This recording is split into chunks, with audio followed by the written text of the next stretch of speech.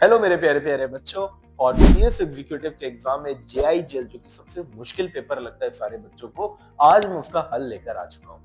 आपको बेटा ये 1000 पन्ने की जो किताब है उसमें से कुछ ही ऐसी चीजें जिसको आपको पढ़ना है, फोकस करना है और फिर एग्जाम देने चले जाना है। सब कुछ पढ़ने की जरूरत ही नहीं है। तो कौन से ऐसे टॉपिक बेटा जो आपको पढ़ने पड़ेंगे, तो मैं आपको ऐसे 10 चैप्टर के नाम दे रहा हूँ बेटा, जिसको आप अच्छे से अगर पढ़ लेंगे तो आपका काम हो जाएगा।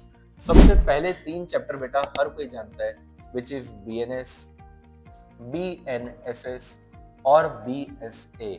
ये एक साथ ही हमेशा आता है बेटा और ये आएगा ही आएगा। इसके बाद आ जाता है बेटा कॉन्स्टिट्यूशन जो कि बहुत ही इंपॉर्टेंट है। फिर आ जाता है बेटा सोर्स ऑफ लॉ। देन आ जाता है बेटा इंडियन कॉन्ट्रैक्ट एक्ट। और फिर आ जाता है मेरे प्यारे प्यारे बच्चों आर्बिट्रेशन। मुझे ऐसी उम्मीद है कि जितना पार्ट मैंने अभी तक लिखा है इतने से ही अराउंड 50 मार्क्स का पेपर आपका बनेगा, जो कि एकदम श्योर शॉट है कि ये चैप्टर बड़े बड़े हैं, इंपॉर्टेंट है। यहाँ से 50 नंबर का क्वेश्चन बनना एकदम तय है। अब जो बेटा मैं आगे की बात करने वाला हूँ वो चैप्टर छोटे छोटे, यानी मेहनत कम और मार्क्स ज्यादा। उसमें से कौन सी कैटेगरी आ जाती है बेटा, अब यहाँ समझो।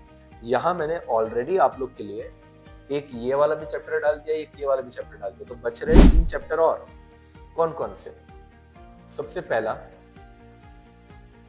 आईटी एक्ट चैप्टर है, छोटा लेकिन एक क्वेश्चन यहाँ से आना एकदम पक्का है। इसके बाद आ जाता है बेटा आरटीआई एक्ट, अगेन छोटा चैप्टर है लेकिन एग्जाम में आना पक्का है। और फिर आ जाता है बेटा लिमिटेशन एक्ट, ये भी बहुत ही छोटा चैप्टर है और यहाँ से भी क्वेश्चन आना पक्का है।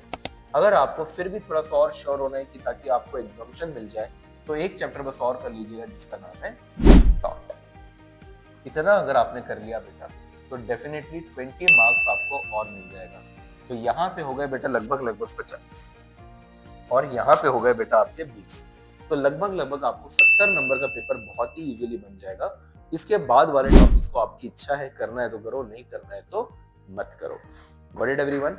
जब आप केस लॉ के आंसर लिखेंगे तो केस लॉ के आंसर आप किस प्रकार के लिखेंगे, तो केस लॉ में बेटा हमेशा एक बात का ध्यान रखिएगा। सबसे पहले आपको प्रोविजन लिखना होता है, प्रोविजन के बाद आपको एनालिसिस करना होता है जो कि क्वेश्चन में गिवन होगा, और फिर आपको बेटा अलग से यहाँ पे कंक्लूजन लिखना होता है।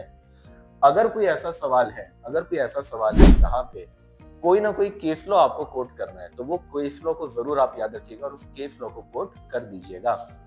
अगर बेटा डायरेक्ट क्वेश्चन आ गया तो डायरेक्ट क्वेश्चन को हमेशा बेटा बुलेट पॉइंट्स में ही लिखना है और प्रॉपर हेडिंग देने के बाद जो जो बातें इंपॉर्टेंट होगी उन बातों को नीचे अंडरलाइन भी कर लीजिएगा। Got it? कभी ना कभी कुछ ना कुछ हम भूलते जरूर हैं, तो अगर हम सेक्शन भूल गए तो क्या लिख कर आना है, as per relevant provision of companies act, as per relevant provision of BNS. जो भी आपका चैप्टर है बेटा उसका आगे लिख देना as per relevant provision. Got it?